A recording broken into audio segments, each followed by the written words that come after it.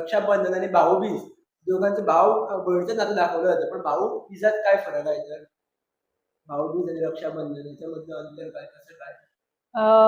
भाऊबीज हा दिवाळीच्या सणामध्ये साजरा केला जातो.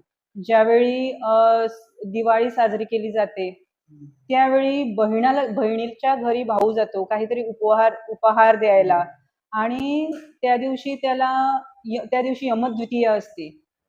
यमाची पूजा केली जाते.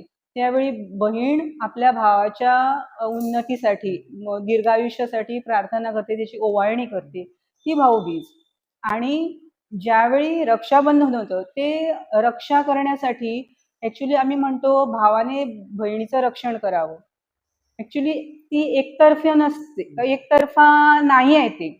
ते दोघांनी एकमेकाचं रक्षण करावं. बहिणीने भावाचं रक्षण करावं आणि भावाने बहिणीचं रक्षण करावं, यामागे त्याची मुख्य भूमिका आहे. जशी आपल्या याच्यात महाभारतामध्ये आहे की कृष्णाने परीक्षा बघावी म्हणून आपलं बोट कापलं. तर सुभद्रा जी आहे, तिची सख्खी बहीण, कृष्णाची सख्खी बहीण, सगळीकडे शोधते. तिला कुठेही चिंधी मिळत नाही त्याच्या हाताला बांधायला. ती म्हणते मी कुठे शोधू, मला चिंधी सापडतच नाही, कारण माझ्या नवऱ्यांनी 5-5 नवरे आहे. 5-5 नवरे कोणाचे? द्रौपदीचे.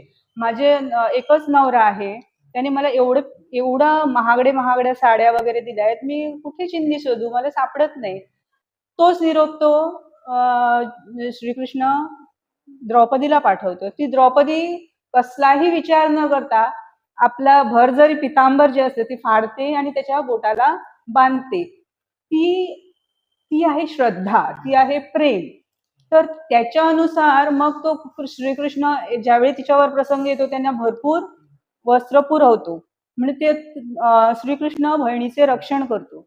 आणि बहीणही भावाचे रक्षण करणारे अशी खूपशी उदाहरणं आहेत, जी आता माझ्या लक्षात येत नाही. पण दोघांनी एकामेकाचं रक्षण करावं. आणि दुसरी गोष्ट म्हणजे बहिणीचं हृदय हे खूप कोमळ असतं.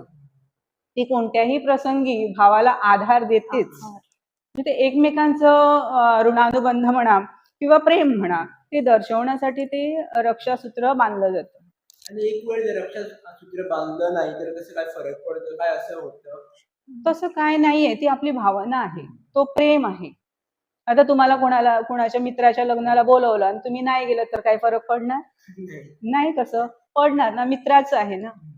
ती भावना आहे, ते बंध आहेत. तसं जर बहिणीने राखी नाही बांधली तर भावालाही दुःख होतं, आणि बहीण भावाला राखी बांधू शकते तर बहिणीलाही दुःख होतं. केव्हा? ज्यावेळी फरक पडतो, ज्यावेळी नातं असतं, संबंध असतो, प्रेम असतो, काळजी असते, तेव्हा. नाहीतर बांधलं काय आणि ना बांधलं काय.